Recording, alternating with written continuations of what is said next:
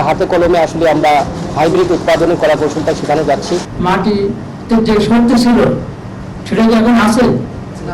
যদি না থাকে তাহলে সারের ডোজ বাড়াতে হবে, কিন্তু মানে লিখিতভাবে সারের ডোজ বাড়ায় না, মৌখিকভাবে বেড়ে যায়।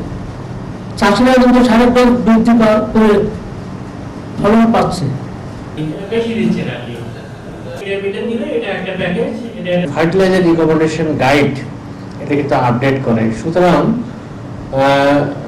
অনেক আগে থেকে যে এই সারের ডোজ নির্ধারণ করা আছে এমন না, শুধুমাত্র যদি নতুন কোনো ক্রপের ইন্ট্রোডাকশন হয় আমাদের মানে গবেষণার মধ্যে সেইটা আমরা করি, আর আগের গুলোকে আমরা নতুন করে রিকাস্ট করি আর কি, এটাকে রিভাইজড করি। সুতরাং এই কাজটা চলমান রয়েছে। স্টিল যদি ব্র্যাক যদি নিজস্বভাবে এই ডোজ নির্ধারণের কার্যক্রম করে থাকে সেটা ভিন্ন কথা, কিন্তু কৃষি গবেষণা ইনস্টিটিউট থেকে রেগুলারলি এই কাজটি হচ্ছে। ব্র্যাক সহ ব্র্যাকের মতো যতগুলো এ ধরনের এনজিও বলবো আর কি, বেসরকারি প্রতিষ্ঠান যারা কৃষিকে উন্নয়নের জন্য কাজ করে যাচ্ছে, তা এটা আসলে সত্যি সত্যি প্রশংসা দাবিদার।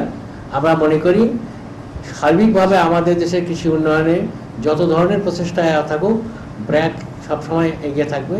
ক্যান্সার রোগের মধ্যে মায়েরা কিন্তু আগে পানির ভিতর নিম পাতা দিয়ে প্রত্যেকটা অনুষ্ঠানে আমাদের এইরকম কর্মশালায় প্রায় 50 জন 60 জন থাকে, তাদেরকে আমরা হাতে কলমে আসলে আমরা হাইব্রিড উৎপাদনের কলা কৌশলটা শেখানো যাচ্ছি।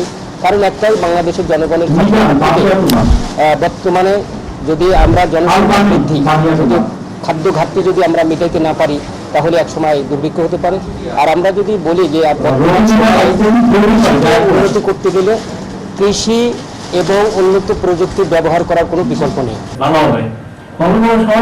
কারো উপস্থিতি